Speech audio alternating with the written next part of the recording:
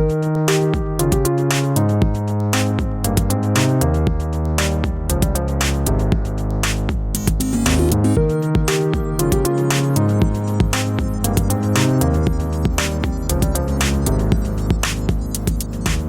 guys, welcome to another GameXplain discussion. I'm your host, Andrew Seegers, and this time we're joined by Roger from RogersBase and Sean Buckley from Engadget to discuss our hands-on time with Metroid Samus Returns. So, let's get started. Alright guys, so last week we all had the chance to play about an hour or a little bit more of Metroid Samus Returns on the 3DS. Now, like usual, the event was held in San Francisco, which, Sean, you and I are both pretty used to this. But Roger, they actually flew you in for this, right? They did. So me, C&D, and Commonwealth Realm, they actually flew out to go play Metroid Samus Returns, which was awesome, and I found out about it like 2 days before. Wow. So I got like an email from Kelly over at Golan, and she was like, hey, just so you know, there's an opening for a demo to play Metroid. Do you want to come? And I was like, yeah? Are you kidding? And so they flew me out the next day, and thankfully I made it. I had this huge issue with my flight. I just barely made it with like 5 minutes to spare.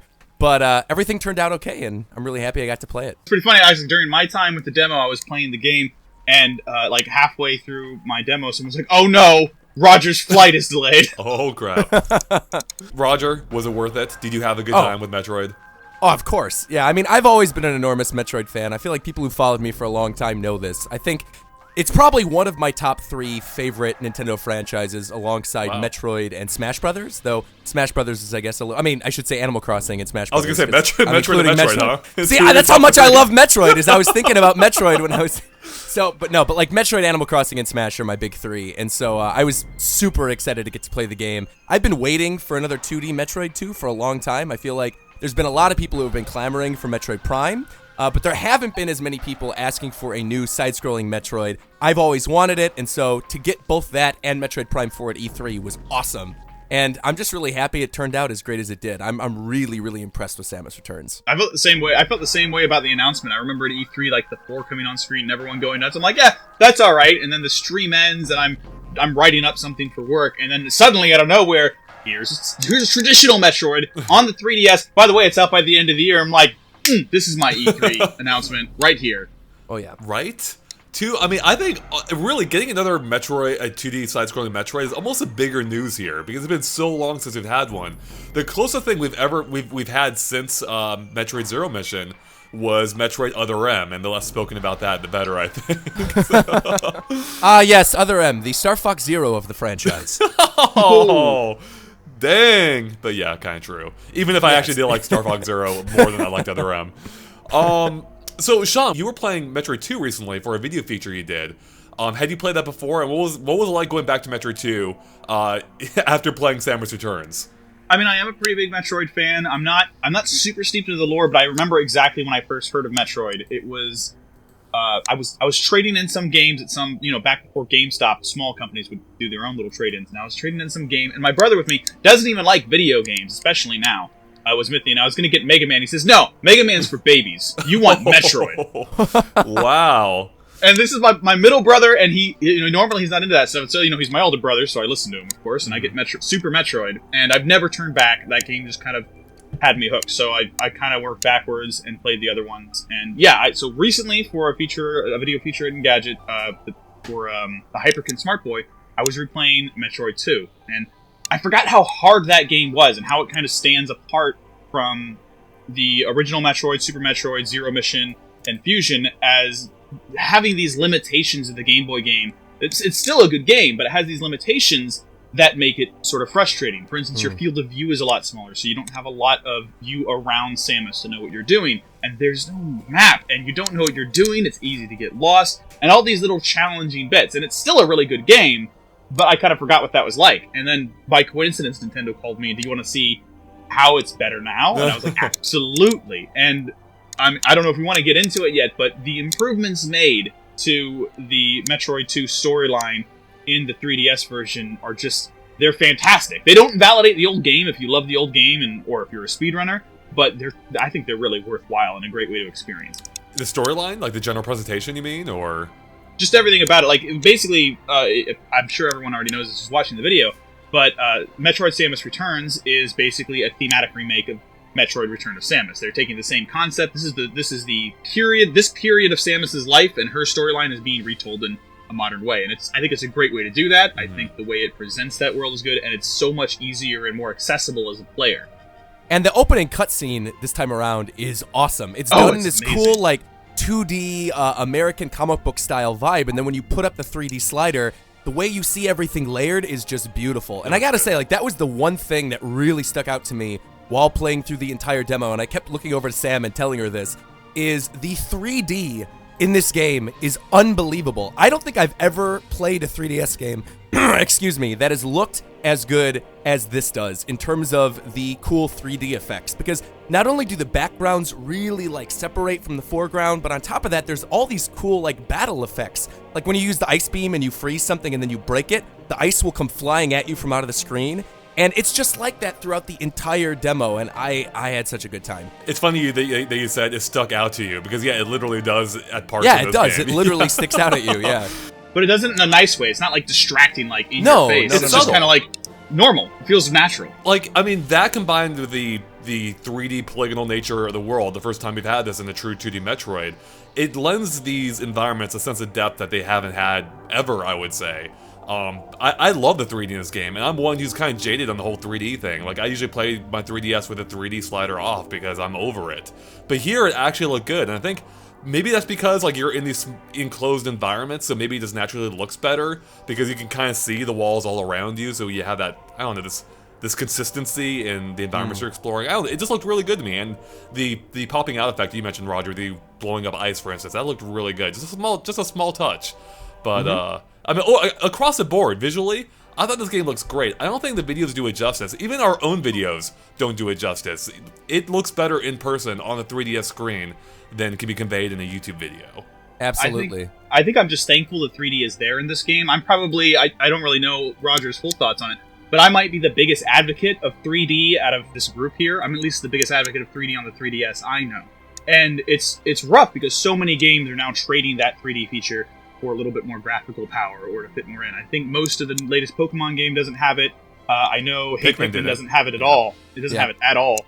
And it was really gratifying not only to see it here, but to see it applied so beautifully. Because if you have a new 3DS and it's doing that head tracking thing, you really get this treat that adds to the atmosphere. And just to quickly go back before we move on, about those opening comic book style things in the prologue that Roger was talking about, not only are they beautiful artwork, but it's probably among the best application of a 3D effect and layering to a 2D space I've seen. It looks Absolutely very natural, excellent, and it makes it almost, it's one of the few instances, a lot of times you turn off 3D on a 3DS, you're like, oh, okay, but it's still about the same. In this case, when I turned it off on those, I was like visually disappointed. Like, it's still a beautiful piece of artwork, but it doesn't draw me in the same way. Yeah, I totally agree with you. And that's just like the start of like the smart changes made across the board here. Sean, you already touched on some of them, like having a map here is a huge improvement. And also, beyond that, it actually might be, in a way, one of the best maps we've had in the Metroid games. It's always persistent on the touchscreen, which is really nice. I mean, you've always had like the small little map in the corner that was almost next to useless. But here, you always have the full map that you can see in real time without having to press pause or anything. It's always right there. And then you have that new scanning feature too, the pulse scan, I believe it was called. Oh my god, that scan pulse is awesome, because I feel like that makes the game way more accessible to the mainstream that would otherwise be kind of scared away by Metroid, but at the same time, it's totally optional. If you still want to feel lost and isolated, you don't have to use the scan pulse. But I know, like, I'm glad that I used it, because I was able to get through my entire demo and find all the Metroids in the second area, thanks to that thing. Otherwise, I wouldn't have been able to beat the entire demo in the time we had. Yeah, Right. I like it because it reminds me of my smartphone in a weird way. When I was replaying Metroid 2, I just don't remember how to get to this point or where the next area is, because, it's Metroid 2 doesn't telegraph when you're supposed to move on or a new area opens up as well. So I reached my phone and got it. Being that Aeon power, it's like that. Instead of looking it up on a guide, I can just press a button and get the hint I need to move on. And as someone with less and less time as I get older to play games, that's really valuable to me. Yeah, exactly. While we're on the topic of maps, too, I really want to bring up another new feature they added to the maps, which is, like, minor, but it's something that I I am very happy about, which is the addition of pins. Yeah. Like in Breath of the Wild, we had all those different little color-coded pins that you could set to basically set a marker, like if you want to go to another area sometime soon, or there was something there that you forgot about and you want to come back to it a little bit later.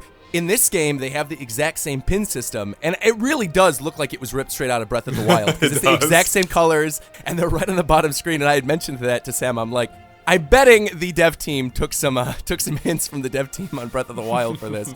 But yeah, I'm really happy that's there, because Metroid is always a game that, of course, like you want to get lost in it and you want to be able to explore, but you also want to remember, you know, if there's something that you forgot to do that you need to go back to get like a missile or to take out a Metroid or whatever. So I'm really happy they added that too. You just reminded me of something. So my first Metroid game really was basically Metroid Prime. That was the first Metroid game I ever fully played through. So for me, going back to the 2D ones was a little bit weird. And I actually only finally beat Super Metroid in the last year or two. I dabbled in it before, never sat down and beat it. I finally decided to do it, no guides or anything. And yeah, I had a good time with it. However, there were some things like that were annoying me going back to that game after all these years, where I'm like, if this game were made today, they would have done this differently.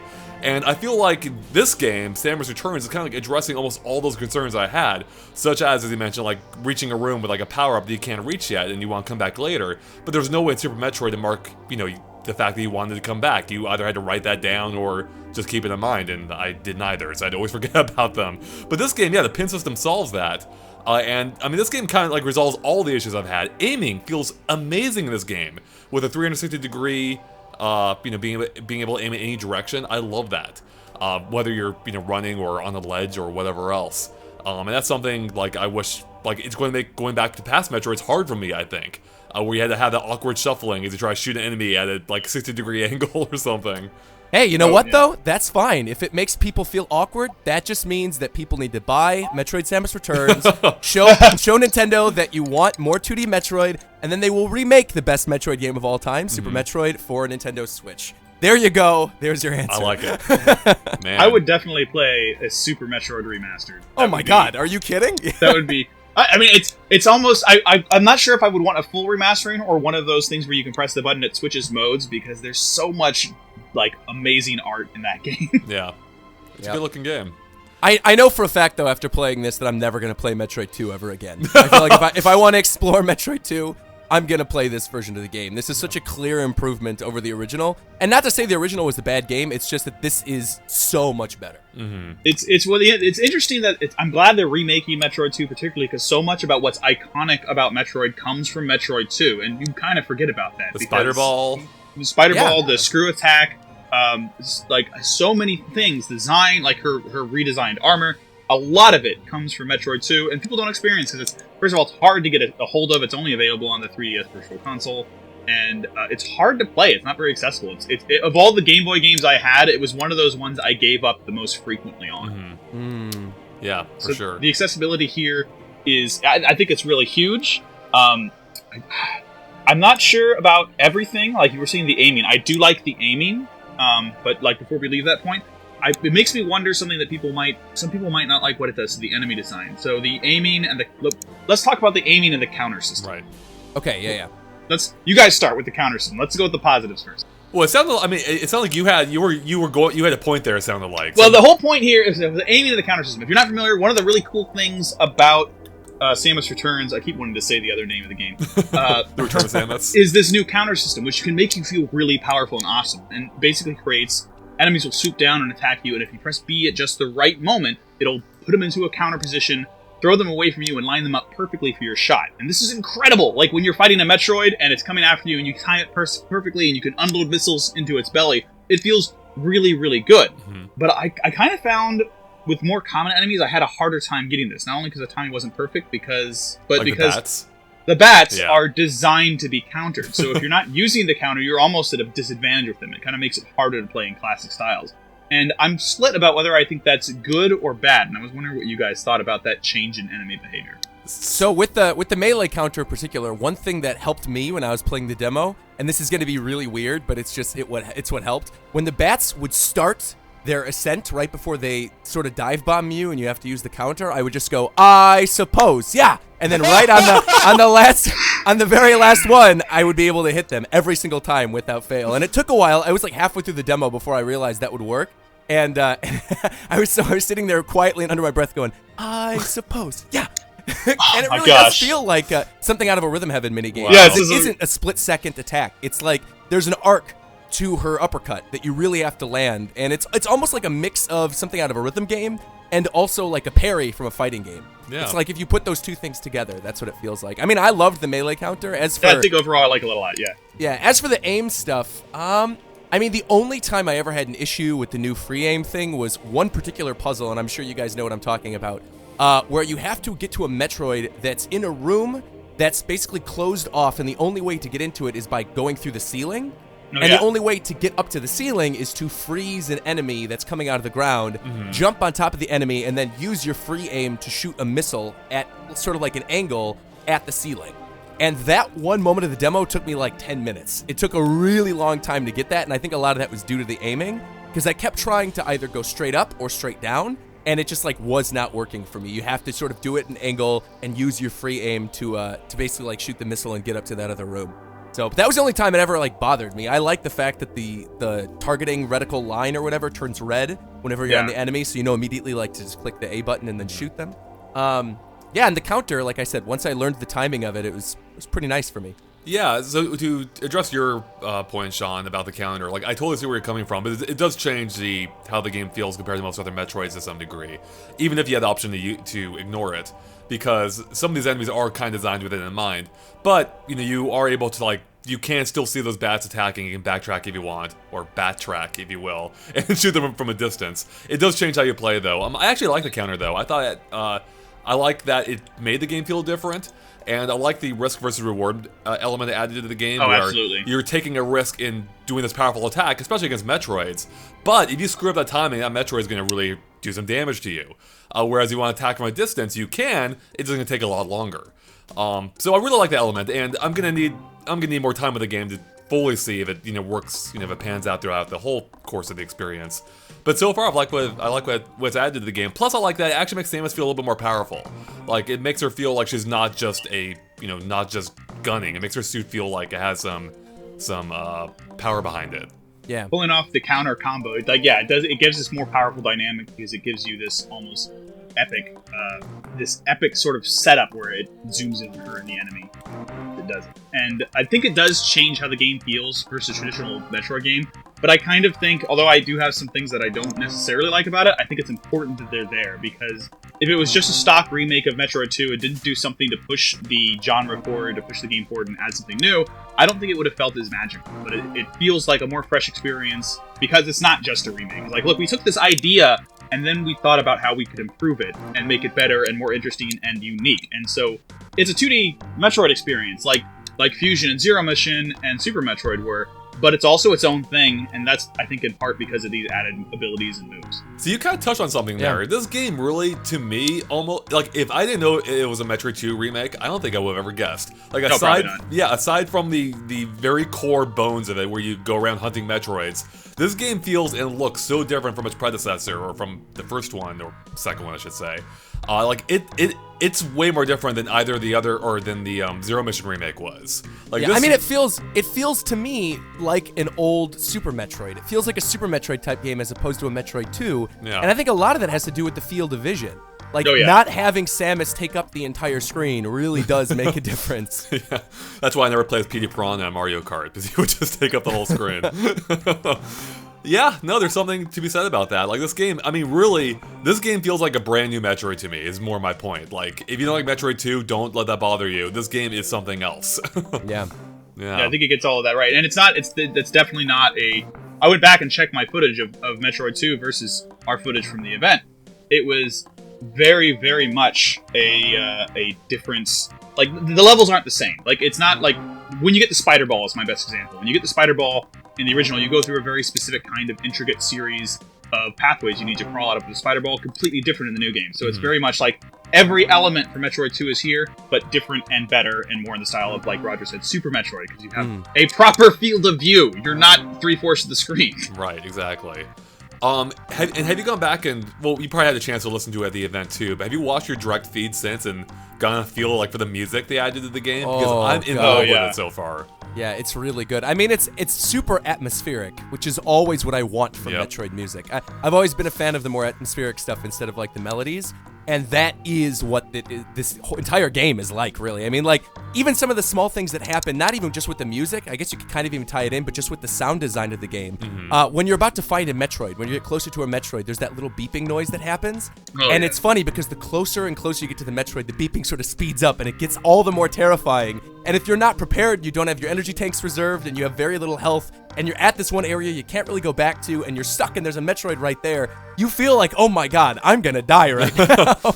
And there were tons of moments during the demo. There was one in particular, actually, during one of the Metroid fights where I entered a room, I didn't realize there was a Metroid there because I don't know, I wasn't paying attention to the beeping that was on the bottom screen, and then I walked into the room and I audibly screamed in the Golden Harris office, and Rich and Kelly looked over to me like, is everything all right? And I'm like, oh my god, I'm gonna die.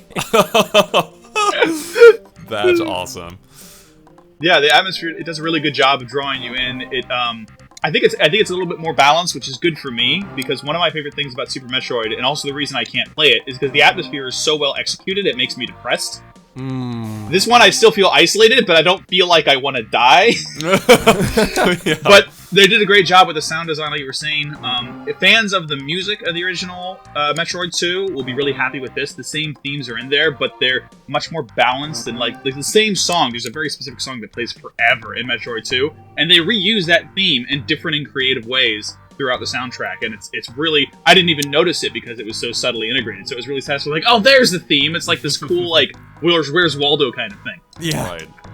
Now, you guys also had the chance to check out the Amiibo 2 in the game, right? Oh, yeah. Of course. I recorded that special squishy footage for you. Oh, that's right. You haven't sent that over yet, though. I haven't. I could literally send it to you as soon as we're done recording. Yeah. Perfect, sweet. Yeah, I took a video of how squishy the Metroid was, and for whatever reason, my phone didn't save it. So I'm like, oh man, I wanted that because it feels great. It's like a little stress buster. Yeah.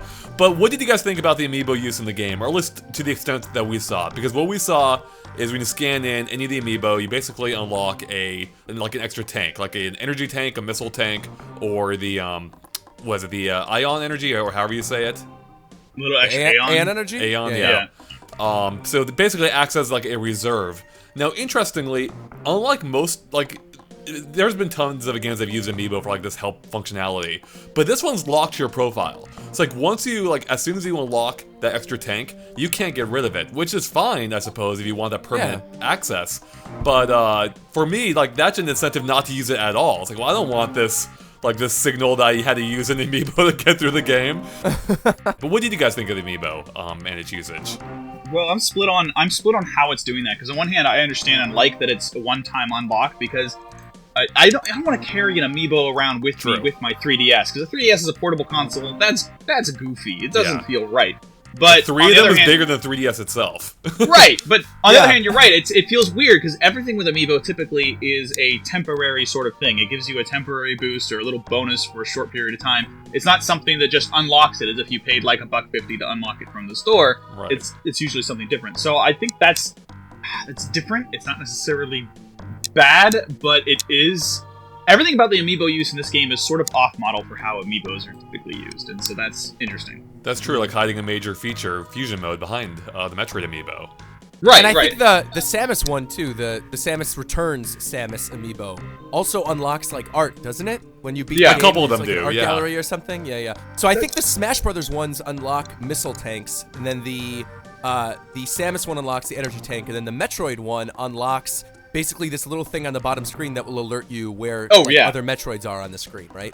That's a traditional feature, and I like that a lot. Yeah. And that actually is a great feature, I think. I still don't know if I'll use it just so I can play through as a purist, but I think that is an awesome feature, and if I really get stuck, I can see myself maybe pulling out the Metroid Amiibo, assuming I have it. Oh, for sure. So, I think that's a great use of it. So, I don't know about the others, but I like the Metroid usage. I think that's one other thing I'm not sure if I like about it, was what Roger said. A lot of what it unlocks doesn't unlock until you beat the game, and I understand that, but I'm also a little disappointed by that, because, one of the things I like about Amiibo is it's very much like an instant gratification kind of thing. If I unlock Amiibo, I'm like, okay, great, now I only need to play 15 hours of game to see what that did.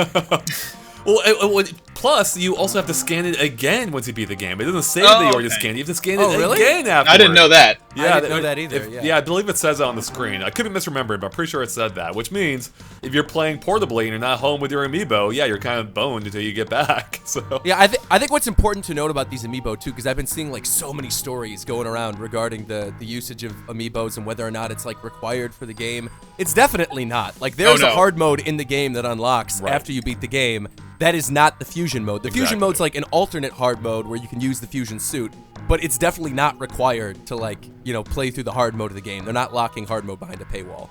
Yeah, there was so much concern over that. I made sure to verify that. I'm sure we all did. They asked, like, what's going on with this? And they're like, oh, no, it's a different hard mode. And that kind of put me at ease a little bit. It's a small bummer that the fusion suit and the harder mode is locked behind Amiibo, but that's not out of the ordinary, and it doesn't feel cheap like people were worried about. And at the same time, I mean, the way to get the fusion suit in Metroid Prime is you had to have Metroid Fusion. So it's like, you have a whole other game to get the fusion suit in Metroid Prime. And the cable, too, to connect And the cable, that's right, yeah.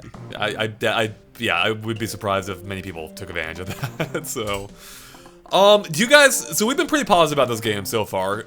Do you have any concerns at all, or any areas that you could potentially see being concerning so far? I think the bosses. I think that's my main concern right now. We haven't seen them, right? We haven't seen them, right? So we each... I'm assuming you guys beat the demo too, right? So you did the 4 Metroid mini-bosses and then the one from the first area? Correct. Yeah. I got to the 4th one, and then my time ran out. Or my demo was like 15 minutes shorter, so as soon as I died. And as soon as I died, it was over. So, like, because all of those Metroids, they did feel a little bit different from one another, but they were also very much the same. Yeah, like, the way they would charge at you. Some of them would have different attacks, but they were very similar. So for me, I guess my biggest concern would be moving into the later half of the game. I really do hope some of these Metroid encounters become a little more different. I hope they aren't all just like dive bombing and things like that. So.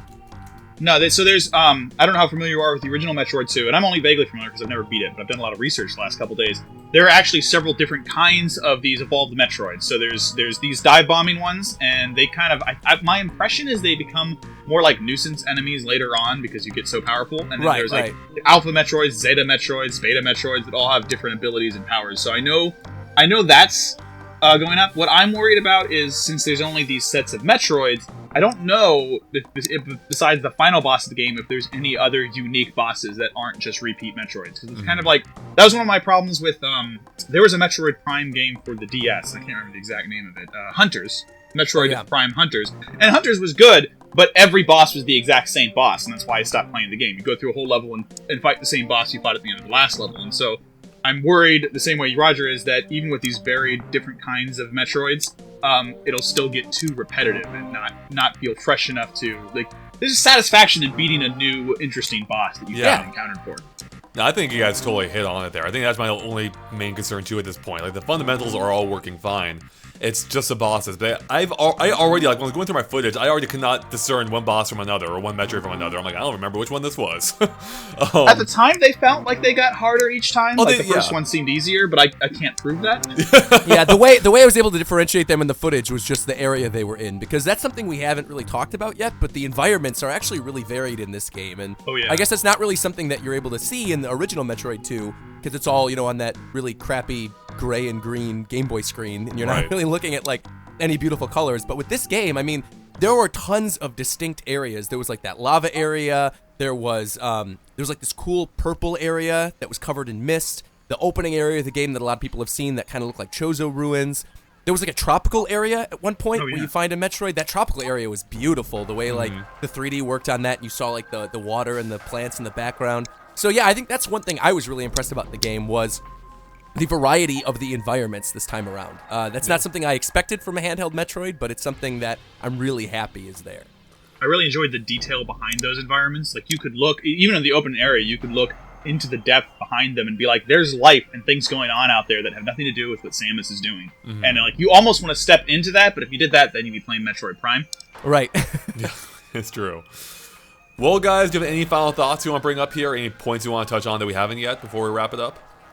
I kind of want to reiterate how glad I am to see Nintendo revisiting the classic Metroid dynamic. I mean, Prime is a great series, and it's great that Prime 4 is coming back. But for a lot of people, they grew up on this, and Right. it's still a great format of a kind of a platforming game. There's a reason it's called Metroidvania, and we haven't had right. the Metroid part of that mania for a long time. So it's just, as someone who grew up on Super Metroid and has a lot of fond memories of the challenge of getting lost in these kind of games, it's really nice to see one coming back and one that's executed really well. So for me, I think it's gratifying. I had a really good experience. I can't remember the name of the developers, but I know some people had some concerns because their last Castlevania didn't live up to some expectations. From what I played, you don't need to worry about that, and Nope. I'm really looking forward to it. Clearly, the dev team wanted to work on Metroid more than they wanted to work on Castlevania. Yeah, clearly. They're very passionate, and it shows. Yeah. No, literally, you hit every point that I wanted to bring up. I'm sorry.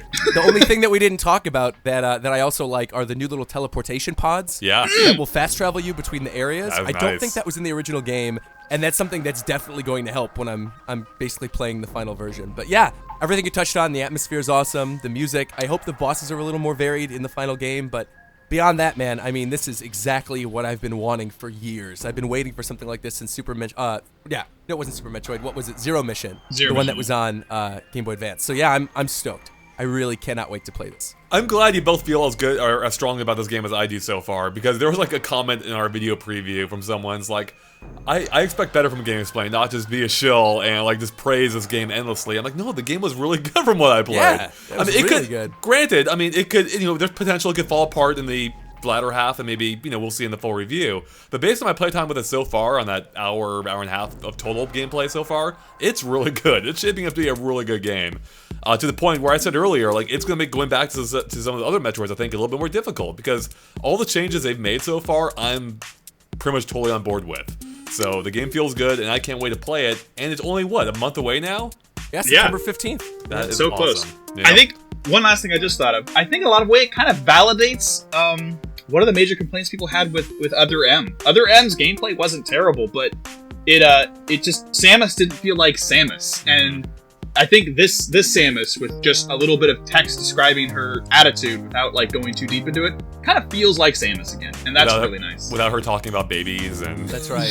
Getting a little weird. Actually, that's funny you bring up Other M too, because I had also mentioned this during the demo, is the one good thing they took from Other M, which I'm happy they did, are basically the animations. Like whenever you do one of those counterattacks to a bat or to one of those Metroids, how it goes in that cool little cinematic, different cinematic camera angle where you're shooting a bunch of enemies. Like that's taken straight out of Other M. I mean, that's something that was introduced in that game. And I think it's great that they took the one thing that worked within the game and implemented it to this one. So, yeah. At least it wasn't the detective sequences. Right, yeah. Oh, jeez. Yeah. Or Adam. No Adam this time around either. Yeah, that's true. All right, on that note, I think it's time to wrap it up here. So, Roger, where can people find you at? Sure, people can find me at RogersBase on YouTube, on Twitter, on Twitch, and on Instagram. I just uploaded my full demo of Metroid Samus Returns to my YouTube channel, my main YouTube channel, RogersBase.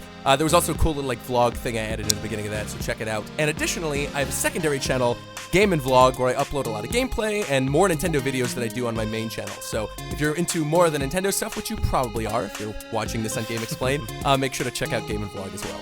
How about you, Sean?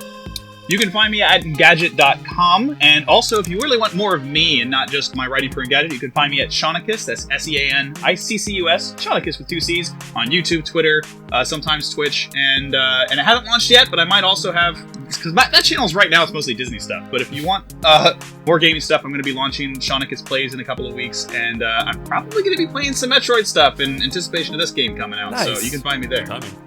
All right, awesome. And you'll find links to most of that in the description below. And of course, make sure to stay tuned to GameXplain for lots more on Metroid, Samus Returns, and everything else Nintendo as well. Catch you guys later. Bye.